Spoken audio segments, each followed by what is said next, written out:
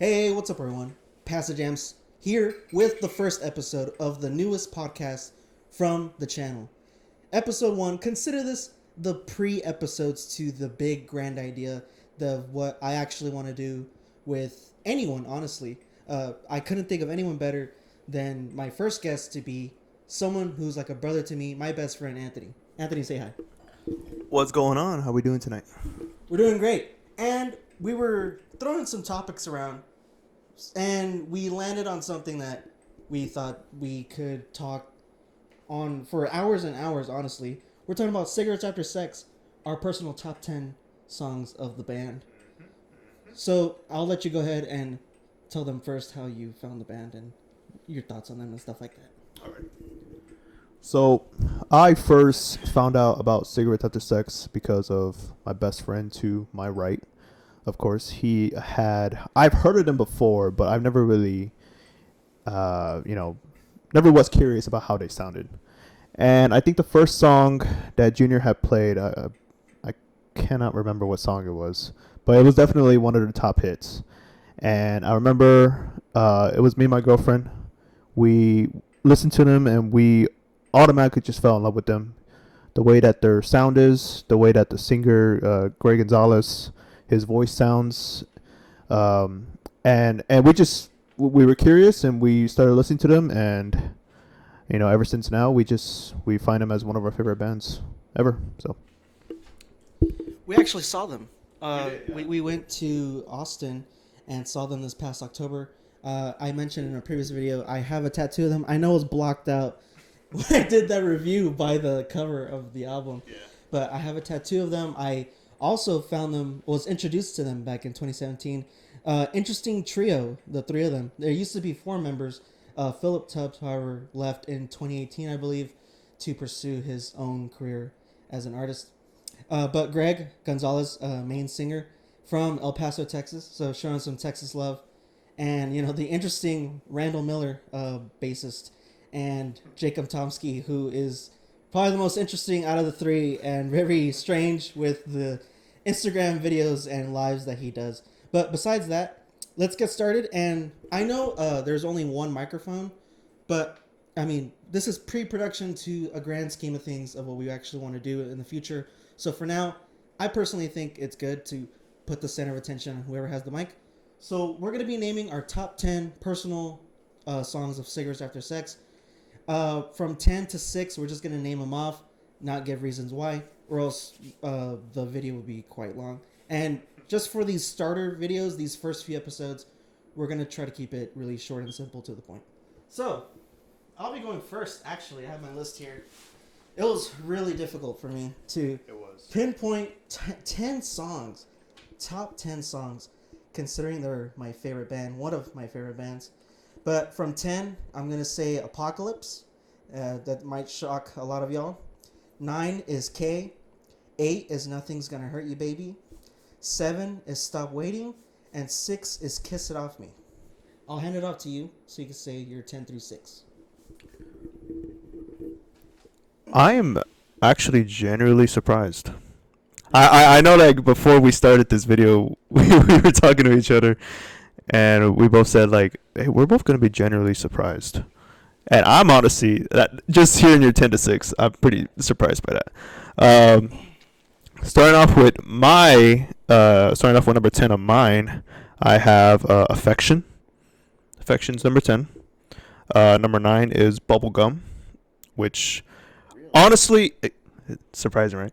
And honestly, I remember when Bubblegum and Stop Waiting came out on that small EP that they had, I played the shit out of Bubblegum.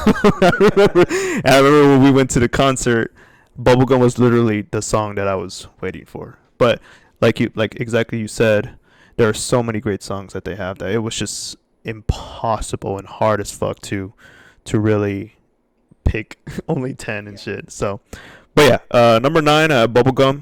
Number 8, I have the recently new single that they recently just released, Dark Vacay. Number 7, I have Keep On Loving You, and number 6, I have K. So those are my number 10 through 6. I'm shocked. I thought "Keep on Loving You" was gonna be your number one song. Oh my god, we don't know each other's list. We don't know each other's rankings. Yeah. But shit, I guess I'll start us off with number 5, "Firefighter," from their first EP back in 2012. Hint, hint. Spoiler alert. I think it's easily their best work that they have released ever. Greg starting out with the band very heartbroken.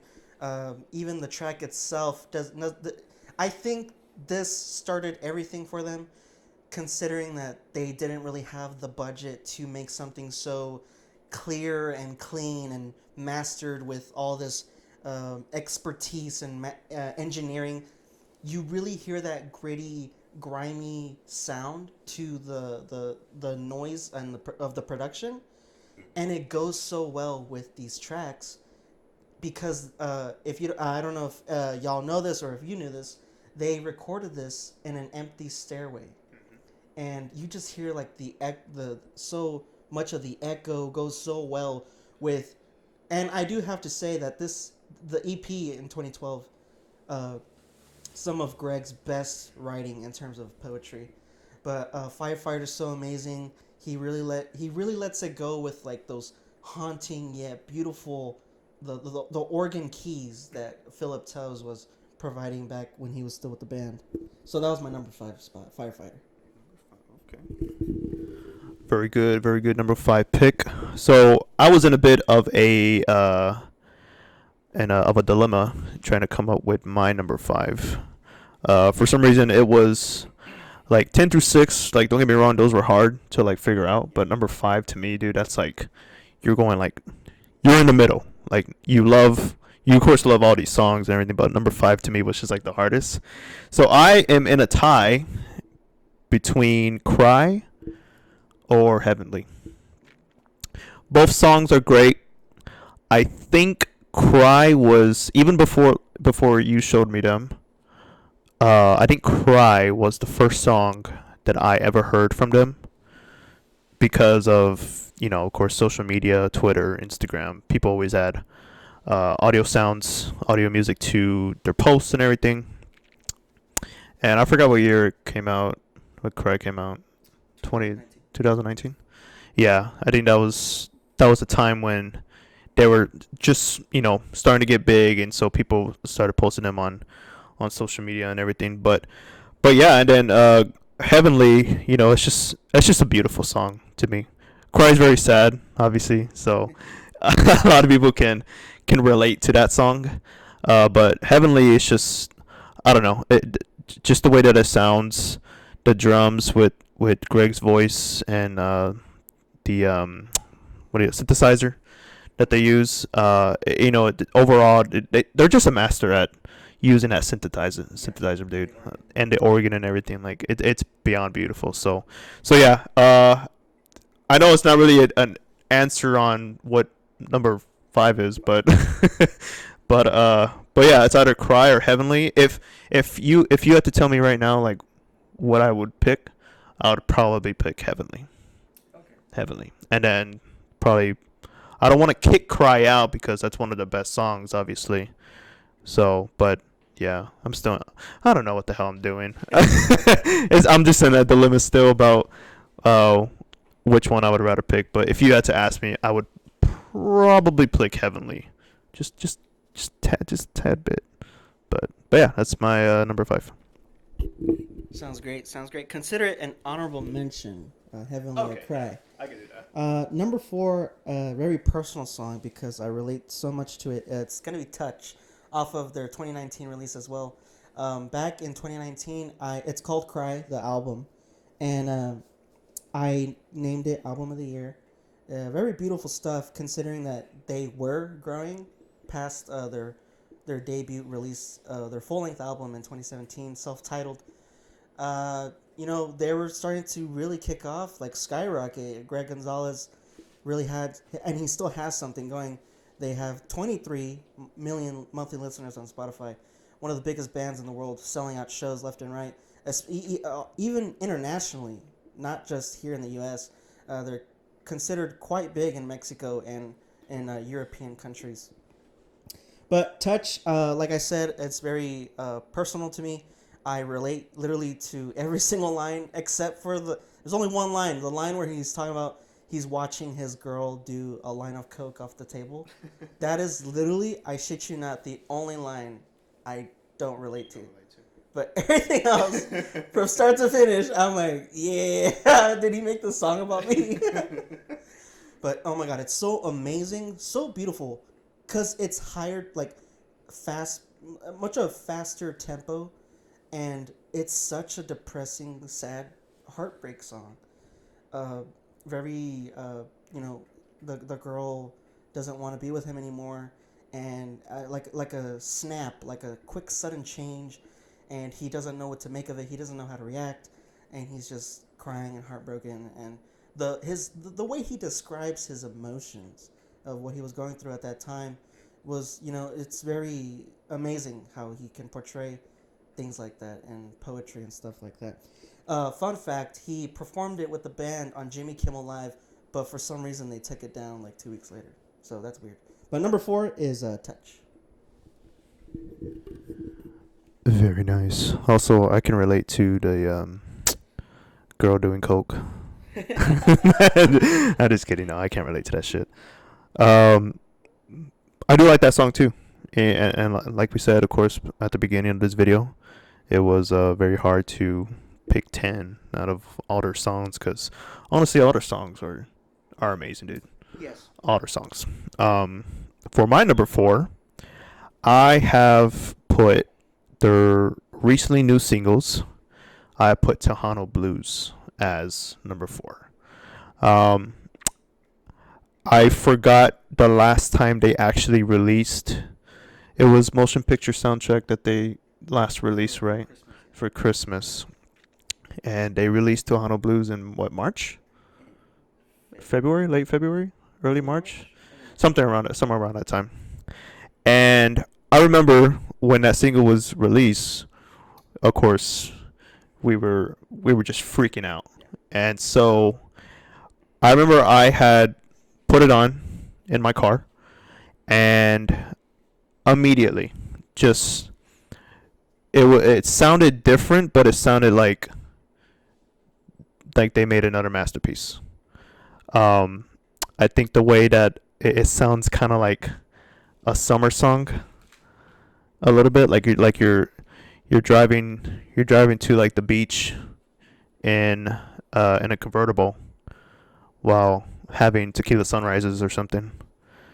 Moonshine. Nah, moonshine's too heavy. But the song, I immediately, as soon as I heard the first 5 seconds of it with the guitar and just the way that it sounded, again with Greg's voice. Greg's voice is just immaculate. Just a beautiful voice. With the lyrics as well. Just an overall, just a great song. And to this day, I'm still bumping that, of course. But to put at number 4, that was really hard, again, for me to really put because, again, they have so many amazing songs. But yeah, Tejano Blues is my number 4. Very nice, very nice. So my number 3 actually ties in with my number 4 spot, "Kiss It Off Me," because during that time, I think the two tracks really go well together, considering that they come off of the same album, "Cry," like I said, released in 2019. Um, Two very different songs. However, they do deal. I'm not saying that "Touch" is sad and then "Kiss It Off Me" is happy. I'm just saying that they're different in ways that of how he's going to get heartbroken. "Kiss It Off Me," if you don't remember, he starts discussing like he sees this girl, he falls in love with her, and he's willing to break his own heart, like just to have moments with her. And I think that's crazy. Like, is it a little corny? Like, is it like movie type stuff? Yes, but Greg has gone on record to say that what inspires him to write his music and his songs are old black and white movies, like romantic movies. And he's always posted them. Yeah. On the story. Actually, not everything is like coming from him. It's just things that he gets inspired by, what he watches. Um, he actually earlier I was talking about where they recorded their first EP in 2012 was a abandoned stairwell. They recorded 2019's "Cry" in a villa in Spain during a thunderstorm. So that was pretty interesting stuff of where the artists get these crazy ideas from. But "Kiss It Off Me" is so good. Again, a little bit more upbeat, more fast paced tempo, but not too extreme where it's unrecognizable to fans, especially hardcore fans like myself, where I'm like, nah, they're doing too much of the pop aspect. No, I think it's a really great song and very poetic, like I said. Some of the best from Greg. Very nice, very nice. So my number three pick, um, is "Nothing's Gonna Hurt You, Baby." Um, Fun fact: when you had first introduced me to them, First had sex. when I first had sex, no, when when you introduced me to them, uh, I honestly did not know they were making music till 2012, dude. I mean, I was in middle school when they were making music. Like I honestly did not expect them to be around that long.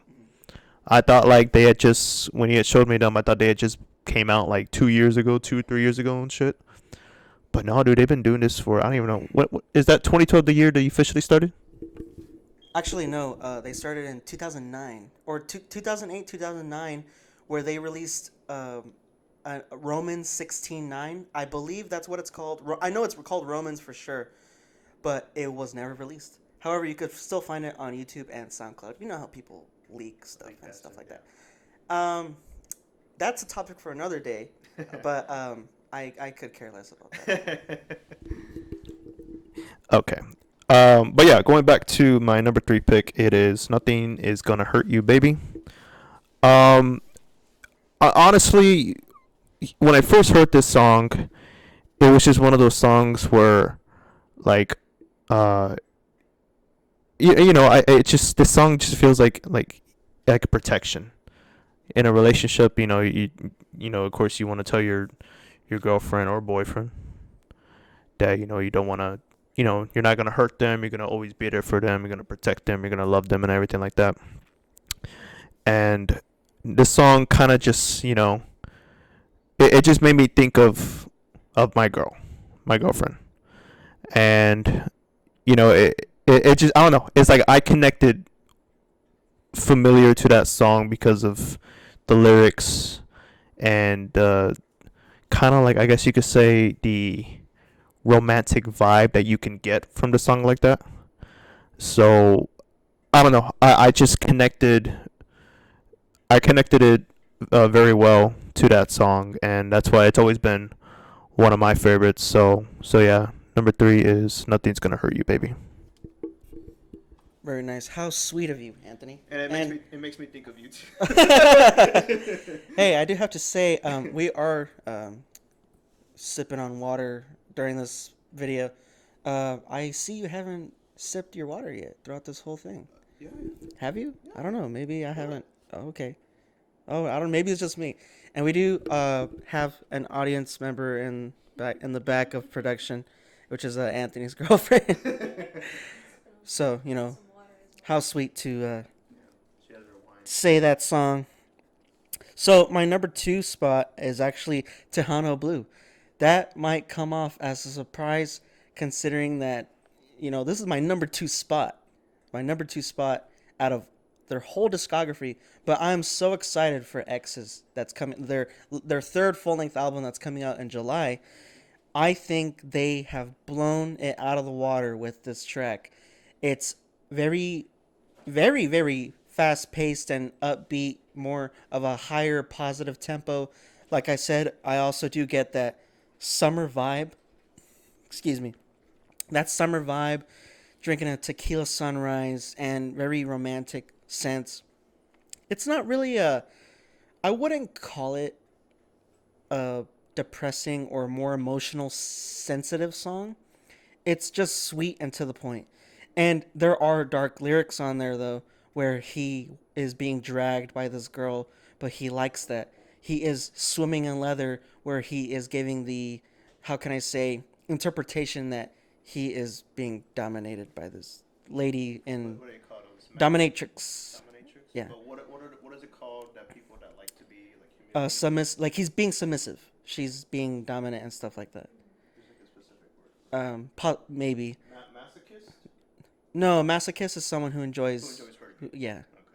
but I think that's very interesting, considering that like it's something very personal that Greg, putting that out there. Um, I mean, yay, all power to him, all power to him. But in a way, I find that very interesting, and in a way, I connect to that as well. Not saying I don't, not saying I like being dominated by females, but I do find it interesting that he enjoys that. He enjoys being treated like trash in a way, and dragged around and played with and stuff like that. Not saying he's a simp or anything. I'm just saying that it's very the vulnerability that he comes out in this track. People who will give it a quick listen, and the average listener, and I hate to use that word, but I mean it's true. Like people today listen to tracks and they don't really realize what they're listening to. One of the hottest pop songs right now, like on the radio, could be talking about killing themselves, but if it has a happy go lucky production, it's like it's everywhere. So I thought that was, kudos to Greg on that one. Takes a lot of guts to say something like that. The production is amazing. The chorus, everything about Tejano Blue. I'm so excited for X's in July. So that's my number 2 track. Very nice, very nice. My number 2 track, this is gonna surprise you. Apocalypse.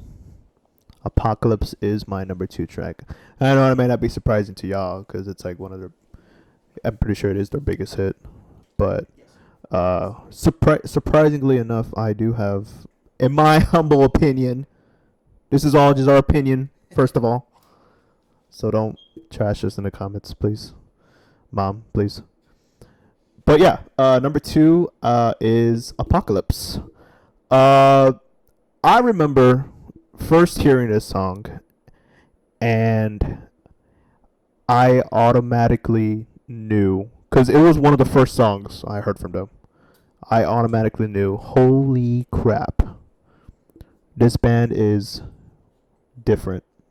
Different from other bands. Alternative bands, you would say. And immediately, like you could say K, got people into them. You could say Cry got people into them. You could even say, Hentai, or, any other song that you could think about. Apocalypse to me was one of those songs where I was like, holy crap, okay, I need to listen to these guys. Because the way that the beat goes on Apocalypse, again, I'm going to simp over his damn voice, the way Greg's voice sounds, the way the synthesizer, everything about that song is just absolutely perfect. And the lyrics that get me the most are the last 2 lyrics. The last 2 lines that he says. I just remember listening to that in the car, and I was just like, oh my god, dude, I'm so fucking sad. Yeah, but if y'all have a chance to listen to Apocalypse, go towards the end, and he has 2 final lines before the song ends. Those are like my all-time favorite lines in that song. And yeah, so Apocalypse will always be one of my favorite hits from them. So that's my number 2 pick. I don't know, maybe a possible tattoo the last 2 lines on your body. But to finish my top 10 here, my number 1 might not come as a surprise to you. It's Opera House. It's Opera House. This is actually coming from their 2017 release, self-titled, their first full-length album, Cigarettes After Sex. You know, I just knew that I had to put it on number 1, and And it wasn't even like I was trying to fight it with Tejano Blue or anything else. When we went to go see them in October and they did an encore and it was Opera House, I knew my answer from the start. That topped everything that night. The concert was amazing from start to finish, and for him to do that as the encore, it's so amazing. I do enjoy much of their longer tracks. I love Opera House so much because it just captures everything about what the band is and what they portray themselves as. The production very drawn out, these very like the piano keys, the organ keys, very drawn out, very sensitive and emotional. You just hear everything in the production, and the slow, very uh, how can I say, like a faint heartbeat that Jacob Tomsky is doing with the drums, and Greg's poetry is to the max in this track. Very emotional and just amazing from start to finish. It's a 6 minute track, and I just it's perfect. It's perfect. If you are going to check out any of these tracks, and I recommend them all, also his list, Opera House is definitely the one to go with if you really want to get a sense of what the band is and what they portray themselves as. And my number one is Opera House as of this video. Very good, very good pick, very good. So my number one pick, um, the same as what my friend Junior said. My number one pick is Sweet. I freaking love that song, dude. Sweet to me, it also like what Junior said, it also does give a vibe on who they are and everything, because they can make, you know, sweet romantic songs, but they can also make, you know, dark songs. They can also make sad songs. It just depends on how they're feeling, I guess he would say. But yeah, number one is Sweet to me. It's very sweet. um, I don't know. When I first heard Sweet, it was one of those songs I could automatically vibe to. It has, again, the same thing like I said about Nothing's Gonna Hurt You, Baby. It has that romantic love vibe to it, and I see it popping up now even more on Instagram and Twitter and all that. Like, it's starting to spread around and gain more attention. TikTok, of course, but Sweet is just one of those songs I could always listen to. I could always vibe to. Everything about it just seems like you could just, you know, have a slow dance to that song. You know, it's just a beautiful song to me. And, you know, don't get me wrong, all the other songs that, you know, we both put on our list are beautiful and everything, but Sweet to me just has that one thing about it. I'm gonna be honest. I don't know what the hell that one thing is. I mean, y'all have heard me talk about Greg's voice throughout this video. This is like the fifth time I brought this up. His voice goes perfect in that song. The guitar, his guitar goes perfect. The drums go perfect. The synthesizer is beautiful. Everything about that song is just beyond perfect to me. Of course, like I said, it's our opinion. But yeah, number one is Sweet to me. I freaking love that song, and I hope that the same thing, you know, depending on how they're feeling. Cigarettes After Sex always has that one song that really defines who they are. It really gives you a good vibe on what their vibes are and everything.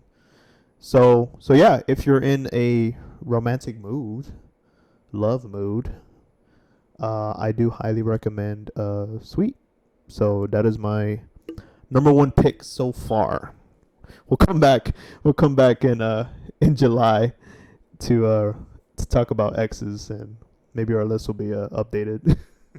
Yeah, and you know, very interesting that you chose Sweet as your number one pick, and you know, Amazing track, by the way. But yeah, maybe I mean that's a wrap right there. That's our list. Maybe in July when Exodus comes out, our list might look a little different. Hopefully, I mean, like you said, every track from them is just amazing. The band has portrayed themselves in such a way that I mean, you just unlike other music reviewers on YouTube, calling them one of the worst bands ever made to make music. Are you serious? Dude, the poetry is there, the production. I mean, I don't I know we're going on 30 minutes here, but the production, it's very simple to the point, you know? And maybe that'll be for another episode, but we do have to wrap things up here. Uh, you know, Anthony, this might be the start of something huge, and hopefully it is. Thank you for joining me. I couldn't think of anyone else to have on my first episode than you, bro. So salute, and we'll end it off there. Anything else you want to say to them? Uh, Not really.